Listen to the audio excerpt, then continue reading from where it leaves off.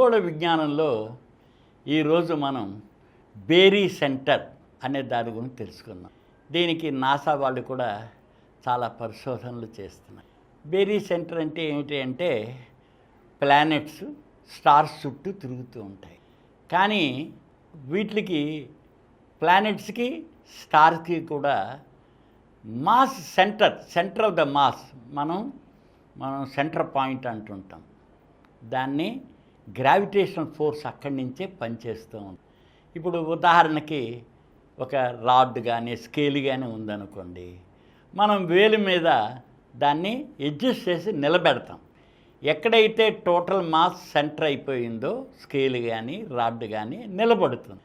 దాన్నే మనం గర్భినాభి centre of force మన దీనిలో యాక్ట్ చేస్తుంది అని అంటాం అన్నమాట, సెంటర్ ఆఫ్ గ్రావిటీ.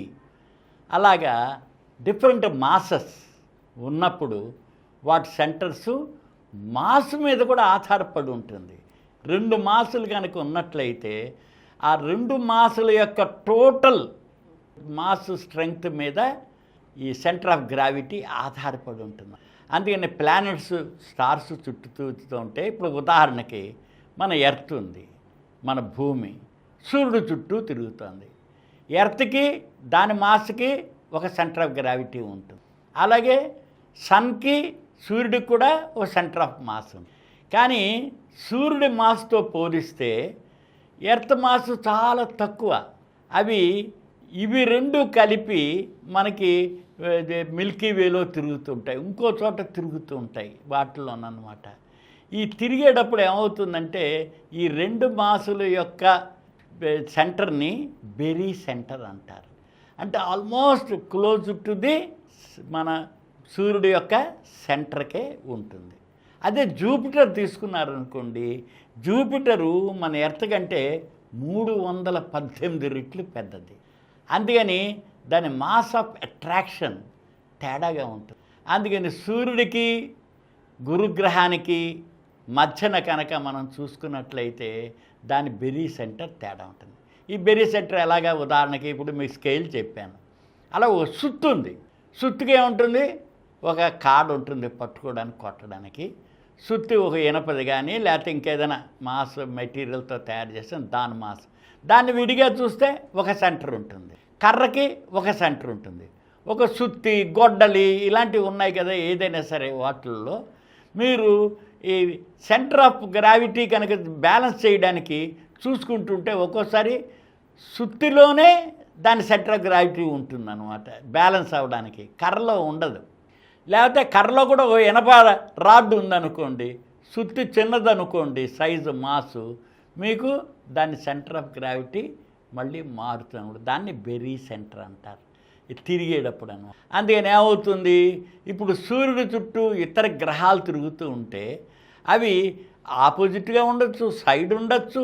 ఇప్పుడు 9 గ్రహాలు ఇతర మాసులు అన్నీ సూర్యుడి చుట్టూ తిరుగుతూ ఉంటే మీకు వేరీ అయిపోతూ ఉంటుంది, ఒకేసారి ఉండదన్నమాట. ఇది నాసా వాళ్ళు మనకి చెప్పే బేరీ సెంటర్ అన్నమాట. ఈ బేరీ సెంటర్ యొక్క దీనిలో తీసుకున్నప్పుడు ఏమవుతుందంటే ఒక చోట తిరగదు, ఆ బేరీ సెంటర్ చుట్టూ తిరుగుతుంటాయి.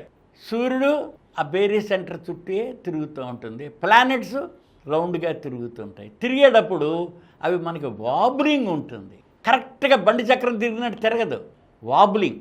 అవి రౌండ్ తిరుగుతుంటాయి. ఎందుకని ఇప్పుడు మనకి సూర్యుడి చుట్టూ భూమి తిరుగుతోందంటే భూమి చుట్టూ చంద్రుడు తిరుగుతున్నాడు. అందుకని భూమి మాసు చంద్రుడి యొక్క మాసు కలిపినట్లయితే మన భూమికి సెంటర్ నుంచి కొంచెం షిఫ్ట్ అయి ఉంటుంది. భూమి చంద్రుడు కలిపి సూర్యుడు చుట్టూ తిరుగుతూ ఉంటాయి కాబట్టి ఎగ్జాక్ట్గా భూమి సెంటర్ కాదు అది. భూమిది చంద్రుడి యొక్క మాసెస్ ఎక్కడైతే సెంటర్ ఆఫ్ గ్రావిటీ ఇదవుతాయో బేరీ సెంటర్ అంటారు. ఇవి రెండింటి కలిపింది 2 మాసెస్. మేజర్ మాస్ వైపే ఉంటుంది, ఇప్పుడు సుత్తుకు ఉన్నట్లు. అలాగే సూర్యుడికి ఎక్కువగా ఉంటుంది, పెద్దగా ఉండదు. సెంటర్ నుంచి లిటిల్ బిట్ డిఫరెంట్గా ఉండొచ్చు అన్నమాట. ఇవి రెండు కలిపి తిరుగుతుంటాయి. దీనివలన మనకి బెరీ సెంటర్ వలన మనకి పనికొచ్చేది ఏమిటి అంటే మన ఎక్సో ప్లానెట్స్ కనుక్కోవడానికి అవకాశం ఉంటుంది. ఎందుకనే వాబ్లింగ్ తిరుగుతూ ఉంటాయి కాబట్టి వాటి తిరిగేవి ఎక్కడ ఉన్నాయి, ఏమిటి, ఏ గ్రావిటేషన్ ఫోర్స్ దాని మీద పనిచేస్తుంది, ఏ పొజిషన్లో ఉంది, అని చెప్పి మనకి ఇతర గ్రహాలకి ఇతర స్టార్స్కి ఉన్న దీనిలోను. అందుకని 2 స్టార్స్ తిరుగుతున్నాయి అంటే వాటి యొక్క బెర్రీ సెంటర్ నుంచి తిరుగుతుంటాయి. అదే సోలార్ సిస్టంలో మన ప్లానెట్స్ అన్నీ సూర్యుడి చుట్టూ తిరుగుతూ ఉన్నా వాటి యొక్క బెర్రీ సెంటర్ మారుతూ ఉంటుంది ఎవ్రీ టైం. ఎందుకని సూర్యుడికి ఒకవైపున ఎర్త్ అదర్ ప్లానెట్స్ ఉంటే రెండో వైపు ఉండొచ్చు, ఇంకో చోట ఉండొచ్చు, ఇంకో చోట, ఇలా రకరకాలుగా. అందుకని అది మారుతూ ఉంటుంది టైం టు టైం.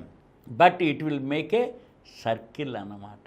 అందుకని మిల్కీ వేలో కూడా సోలార్ సిస్టమ్ ఆ మిల్కీ వే యొక్క బెర్రీ సెంటర్ మీద ఆధారపడి తిరుగుతూ ఉంటుంది.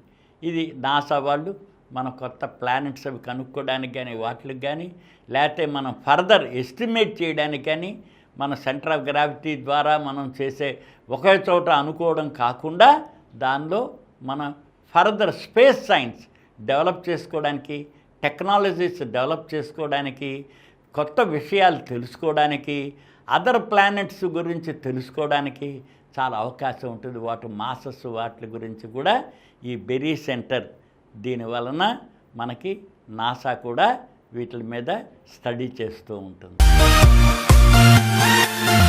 ఈ కార్యక్రమం మీకు ఎంతో నచ్చింది కదా. ఇటువంటి మరిన్ని వీడియోల కోసం అనతి కాలంలోనే 20 కోట్లకు పైగా వ్యూస్ సాధించిన సమరం ఛానల్ సమర్పించు సమరం సైన్స్ వరల్డ్ ఛానల్కు సబ్స్క్రైబ్ చేయండి, లైక్ చేయండి, మీ ఫ్రెండ్స్కి షేర్ చేయండి. అలాగే ప్రక్కనున్న గంట సింబల్ని ప్రెస్ చేయడం మర్చిపోకండి.